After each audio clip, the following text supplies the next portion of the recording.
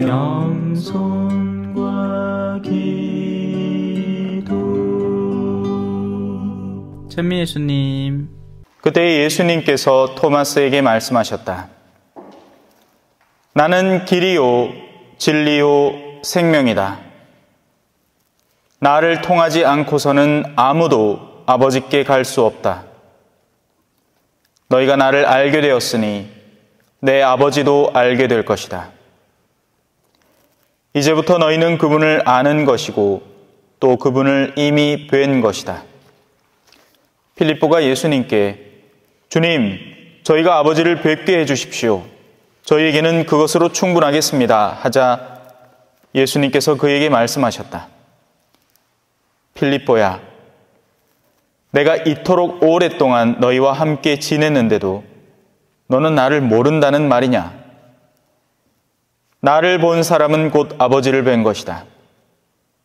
그런데 너는 어찌하여 저희가 아버지를 뵙게 해 주십시오 하느냐? 내가 아버지 안에 있고 아버지께서 내 안에 계시다는 것을 너는 믿지 않느냐? 내가 너에게 하는 말은 나 스스로 하는 말이 아니다. 내 안에 머무르시는 아버지께서 당신의 일을 하시는 것이다. 내가 아버지 안에 있고 아버지께서 내 안에 계시다고 한 말을 믿어라. 믿지 못하겠거든 이 일들을 보아서라도 믿어라. 내가 진실로 진실로 너희에게 말한다. 나를 믿는 사람은 내가 하는 일을 할 뿐만 아니라 그보다 더 큰 일도 하게 될 것이다. 내가 아버지께 가기 때문이다. 너희가 내 이름으로 청하는 것은 무엇이든지 내가 다 이루어 주겠다. 그리하여 아버지께서 아들을 통하여 영광스럽게 되시도록 하겠다. 너희가 내 이름으로 청하면 내가 다 이루어 주겠다. 주님의 말씀입니다.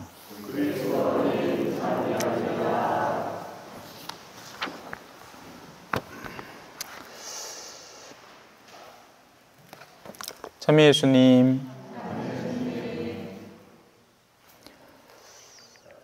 자, 오늘 강론의 주제는 믿음의 핵심 근거라는 제목입니다. 복음, 풀어서 기쁜 소식이라는 뜻이죠. 참 지나치게 많이 듣는 단어입니다. 그죠? 우리가 지금 방금 제가 읽은 것도 흔히 복음이라고, 복음 말씀이라고 합니다. 이제 그 의미는 기쁜 소식이라는 뜻이에요. 자, 근데 이 복음은 오늘 바오로 사도에 의하면 다음과 같은 내용으로 함축됩니다.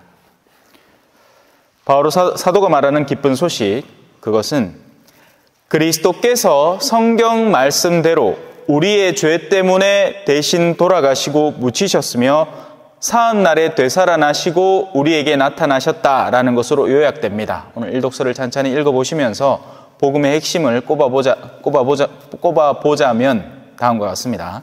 그래서 우리 때문에 대신 죽으셨고 묻히셨으며 그리고 사흘날에 부활하셨다. 이것으로 축약될 수 있겠죠. 제가 늘 말씀드리지만 순환 죽음 부활입니다. 문제는 이것이 왜 기쁜 소식인지 우리가 전혀 이해를 못한다는 데 있습니다.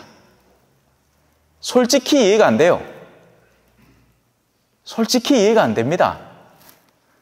이는 우리의 기쁨의 근거지가 전혀 다른 곳에, 즉 바오로 사도나 이 성경이 알려주려는 기쁜 소식의 차원과는 다른 지상의 차원에 속해 있기 때문입니다. 기쁜 소식이란 무엇인가? 라고 물었을 때 여러분을 기쁘게 하는 소식은 무엇입니까? 이렇게 단순하게 물었을 때 무슨 소식을 들었을 때 기쁩니까? 이렇게 물었을 때 우리가 갈구하고 갈급하는 것은 아래에 속해 있기 때문입니다. 대표적인 예로 흔히 부모님들은 자녀가 잘 되기를 바란다. 뭐 다 동의합니다. 그죠? 세상에 자기 자녀가 잘 안 되기를 바라는 부모가 있긴 합니다만 예외적인 경우죠.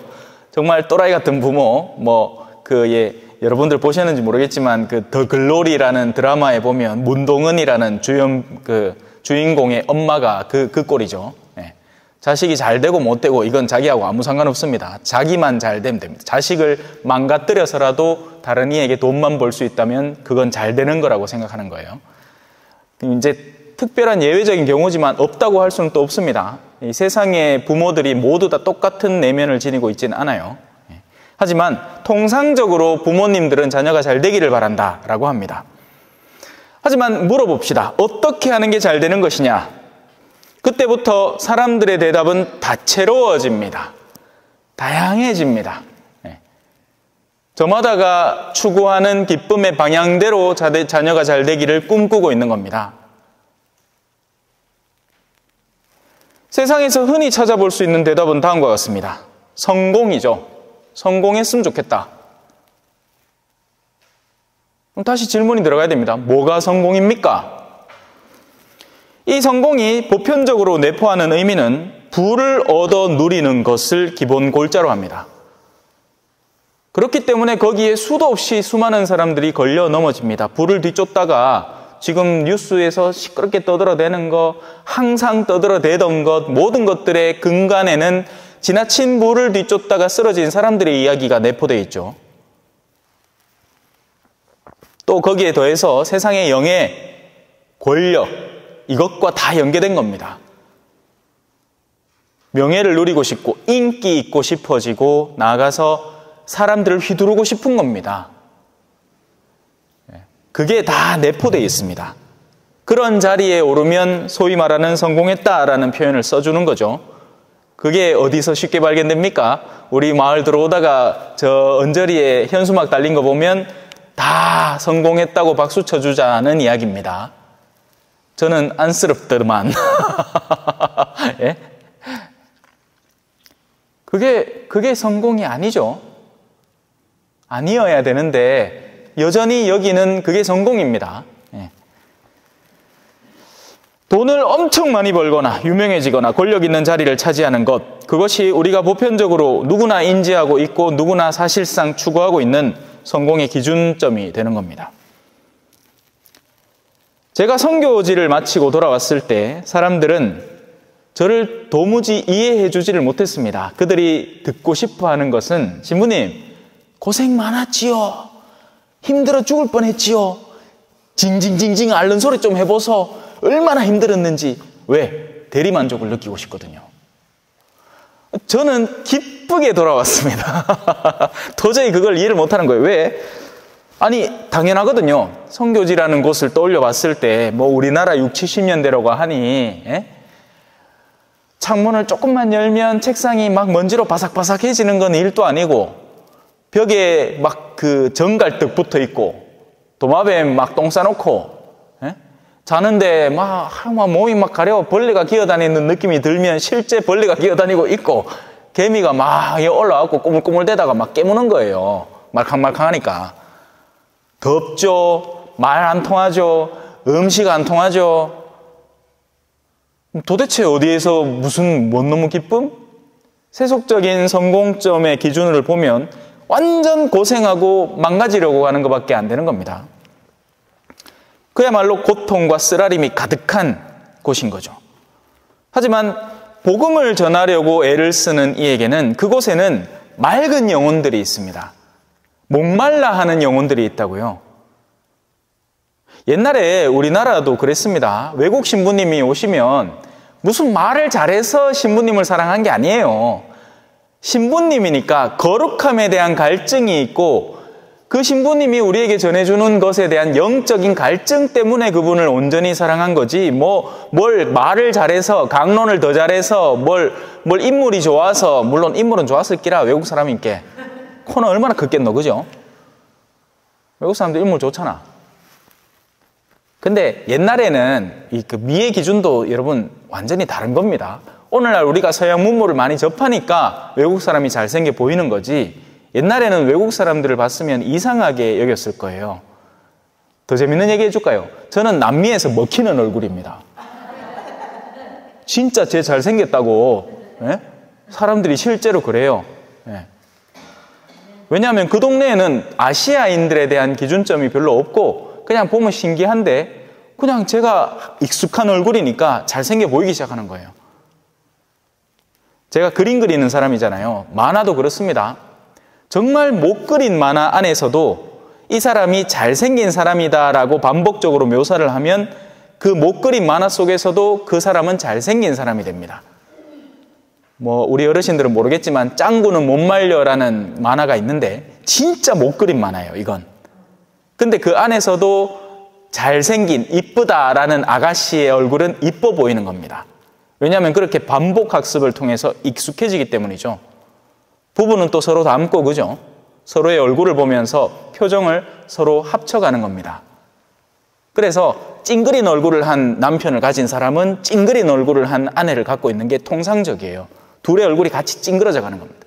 하지만 환하게 펴져 있는 얼굴을 가진 사람들은 그 표정들을 서로 보면서 닮아가는 거죠.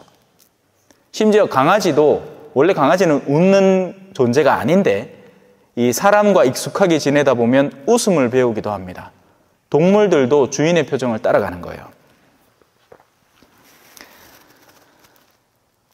자, 그러니 이 복음을 전하는 이에게 그곳은 성지와 같은 곳입니다. 황금어장이에요. 그냥 가서 미사만 드려줘도 사람들이 너무너무 기뻐하는 겁니다. 그 오지에 아무도 찾지 않는 바람 부는 언덕에 이 이름 모를 공소야. 1년에 끽해봐야 사제가 많이 오면 2번, 적게 오면 1번 오는 곳이니까 가면 너무너무너무 좋아합니다. 제가 뭐 선교 초창기에 뭐 스페인어를 제대로 했겠습니까? 떠듬떠듬 하는 거예요.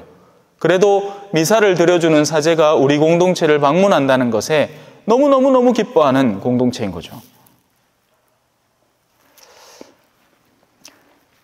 최근 들어서 저는 이제 이 사진 찍는 것도 취미로 해서 정말 남미에 있을 때는 사진을 엄청 많이 찍었어요. 근데 이제 중간에 한번 강도를 당해가지고 제가 갖고 있던 외장 하드, 컴퓨터 싹 다 털려버렸기 때문에 남은 사진이 사실 별로 없습니다. 근데 요번에 제가 이제 남미에서 일하던 두 공동체 가운데 먼저 일하던 공동체가 30주년이다 해서 형 사진 좀 보내주실 수 있어요 해서 컴퓨터를 탈탈 털어가지고 혹시나 있는 사진이 있나, 혹시나 다른 SNS에 올려놨던 사진이 있나 해서 찾아보니까 몇 장이 있더라고요. 간만에 내 옛날 표정을 보는데 표정이 너무 밝은 거예요. 최근 들어서 찍는, 물론 지금은 또 주름지고 늙어서 여러분들 보시기엔 올라갔겠지만 이 30대 초반의 사제의 얼굴과 비교하면 젊음과 늙음의 차이가 아니라 맑음과 이 수심의 차이라고 볼 수도 있는 거죠. 그때는 너무 걱정이 없는 거예요. 뭔가 몸은 힘들지만 기쁨이 가득한 얼굴로 선교를 기쁘게 하고 있었던 겁니다. 한국에 돌아오고 나서 이런 질문을 받습니다. 신부님, 본당 사목하시니까 좋아요 라고 묻습니다. 사실 저는 이런 경우에 어떻게 대답해야 될지 잠깐 망설이게 됩니다. 왜냐하면 질문자의 의도가 정말 복음의 기쁨을 저한테 묻고 있는 건지, 신부님 복음을 전하니까 즐거우세요 라고 묻고 있는 건지, 아니면 본당이 낫지요, 피난하지요, 본당에서 사익기내 신자들한테 맛있는 것도 얻어먹고 좋지요, 이런 질문이라면 답변하고 싶지 않아요. 그건 제 목적이 아니거든요. 그리고 그렇게 따지면 시내 본당이 훨씬 낫지. 예? 사목 자체에 다가오는 수고로움에도 불구하고 하느님의 말씀을 전할 수 있는 직분을 갖고 있고 그것을 이행해 나간다는 것이 기쁘고 즐거움의 근거가 되는 겁니다. 그럴 기회를 거머쥔다는 것이 기쁨이 되는 거죠. 다른 안락하고 신자들한테 비싼 밥 초대받고 이런 것들은 그 자리의 본질의 목적에 따라서 느낌이 완전히 다릅니다. 좋은 식사 자리, 값비싼 자리 초대해놓고 빈정빈정대는 사람이 있는가 하면 소박한 식사 자리에 초대해놓고도 사제를 정말 기쁘고 겸허하게 모시는 분들도 있단 말이에요. 음식의 종류가 뭐가 중요해요? 내가 돈 없어서 그 음식 못 사 먹습니까? 닭 한 마리 시켜놓고도 생맥주 한 잔 걸치면서 기쁘게 먹을 수 있는 겁니다. 그리고 요새는 닭값도 많이 올랐다, 그죠? 이제 3만 원 가까이 하죠. 예. 닭도 쉽게 사 먹을 수 있는 음식이 아니게 됐습니다. 비싼 음식에 속하게 됐어요.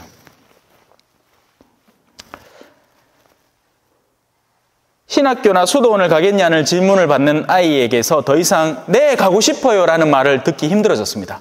실제로 그랬고 얼마 전에 저 뒤에 앉아있는 현수한테 제가 농담삼아 물어봤죠. 니 나중에 신부님 되래? 할게 아니요 갑니다. 예. 최근에 올린 그 서울대교구에서 성소주일 행사로 이 CPBC 뉴스에 이제 행사 장면이 나왔어요. 그래서 이제 수단을 입고 있는 남자아이 신학교 가갖고 이제 막 이런저런 행사하면서 막 즐기고 있는 거예요. 수단을 딱 입고 있어. 그러니까 기자가 묻습니다. 신부님이 되실 생각은 있어요? 하니까 한참 고민하다가 아니요 갑니다. 싫어요. 싫은 거예요. 답이 그냥 즉시 나오는 겁니다. 좋으면 당장 좋다고 했겠죠. 될지 안 될지 모르지만 해볼게요 라고 했겠죠. 아니요, 싫은 거예요. 그 아이가 바라보는 오늘날의 그 자신이 갖고 있는 시선 속에는 사제나 수도자의 여정이 좋아 보이지 않는 겁니다. 싫어 보이는 겁니다. 힘들어 보이는 거예요.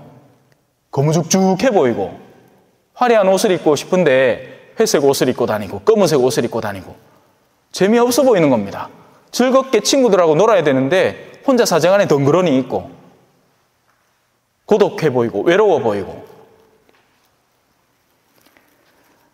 수많은 SNS들, 자기들이 보는 유튜버들의 화려한 모습들, 아이돌들의 모습들, 틱톡에서 막 화려한 춤을 춰대는 그런 모습들에 익숙해져 버린 아이들의 시선 속에 거룩함에 대한 동경, 뭔가에 열중하는 누군가의 열정에 대한 동경, 그런 것들은 외적인 화려함으로 포장되어 버렸기 때문에 진중한 삶에 대한 갈증, 갈망, 그에 대한 존경, 이런 것은 이미 오래전에 물 건너갔습니다.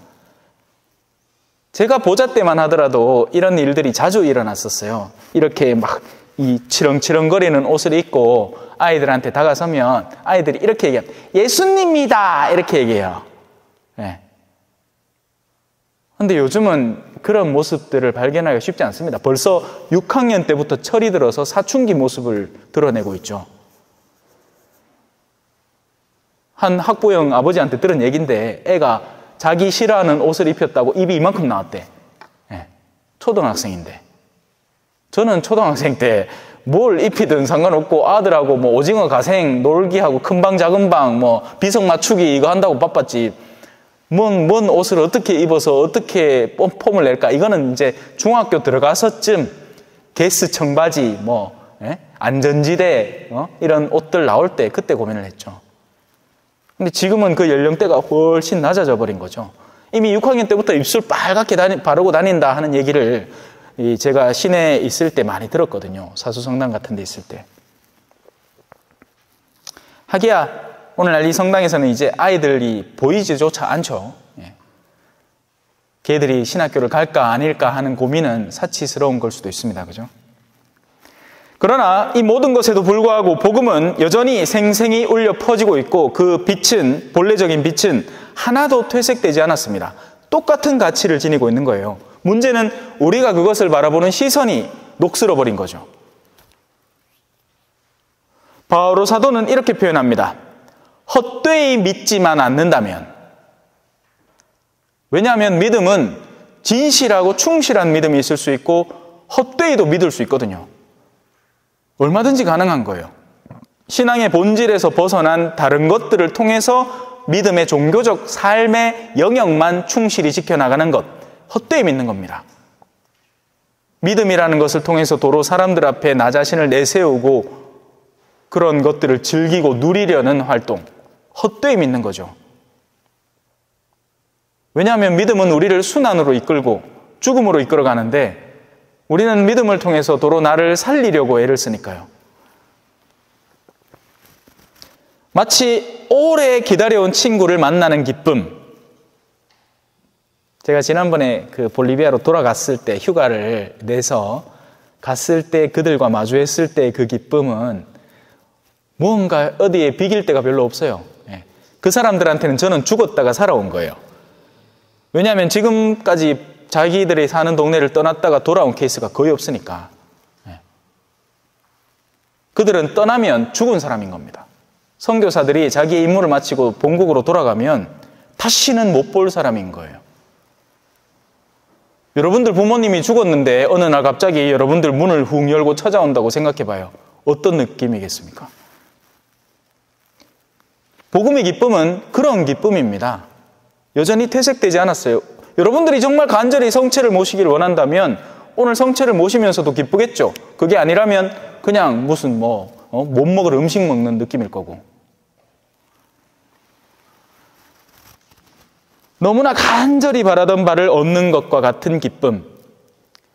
그래서 복음인 겁니다. 기쁜 소식인 거죠.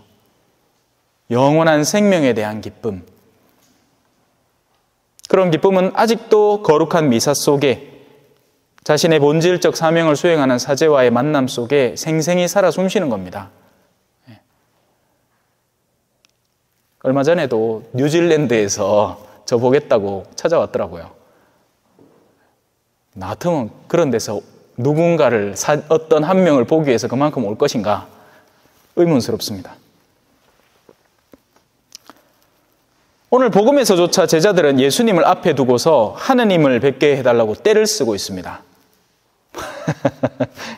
그래서 그들은 지금껏 봤지만 하나도 못 본 겁니다. 뭘 본지 모르는 거예요. 자신들이 도대체 뭘 봐야 하는 건지, 무엇을 봐온 건지 모르는 겁니다. 그들은 이제 추상적으로 생각하는 거죠. 하느님 정도 되면 구름에서 이제 내려와가지고 빌립 뭐야. 내가 너를 뭐 이런 거 있잖아요. 우리 맨날 카톡으로 막 주고받는 거. 어디 벽에 예수님 모습 나타났다. 뭐 어디 끄름이 생겼는데 그 예수님의 얼굴이 들어있더라. 뭐 이런 거. 그게 아니죠. 하느님을 뵙는다는 것은 예수 그리스도가 보여주고 있는 그분의 내면의 진정성을 말하는 겁니다. 그리고 그분이 하시는 복음화에 대한 열정에 대한 모든 일들을 의미하는 거죠. 가끔 가다가 이제 우리 본당 어르신 중에 한 분하고 아침에 운동할 때마다 만납니다. 그러면 그분은 저의 삶의 한 단면을 보고 계시겠죠. 아, 저 신부는 아침마다 운동을 하는구나. 다른 형제님들은 다른 신부님의 다른 면모를 봤을 겁니다. 뭐 밤마다 술에 취해 계신다든지. 제가 얼마 전에 한 신자분을 만나서 실제 그런 경험담을 들었어요. 아이고, 우리 본당 신부님이 밤 10시가 돼가 비틀비틀 하면서 들어가시는데 내 차마 뭐라고 부르지를 못하겠디더 하고 그냥 내버려 두셨대요. 슬프죠. 그런 단면은.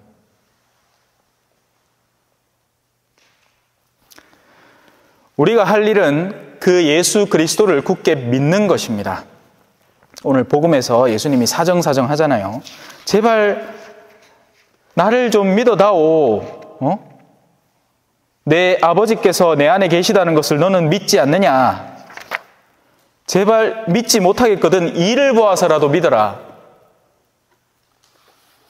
그래서 우리는 예수 그리스도를 믿으면 됩니다. 저를 믿으라는 얘기가 아니에요. 착각하지 마세요. 예수 그리스도를 믿으면 됩니다. 그러면 그분이 하시는 일뿐만이 아니라 그보다 더 큰 일도 할 수 있게 됩니다. 이것은 그분의 분명한 약속입니다. 믿음에서 우러나오는 약속이고 반드시 이루어지는 약속이죠. 그리고 저는 그렇게 될 줄을 알고 있습니다. 아멘. 찬미 예수님, 겸손과 기도.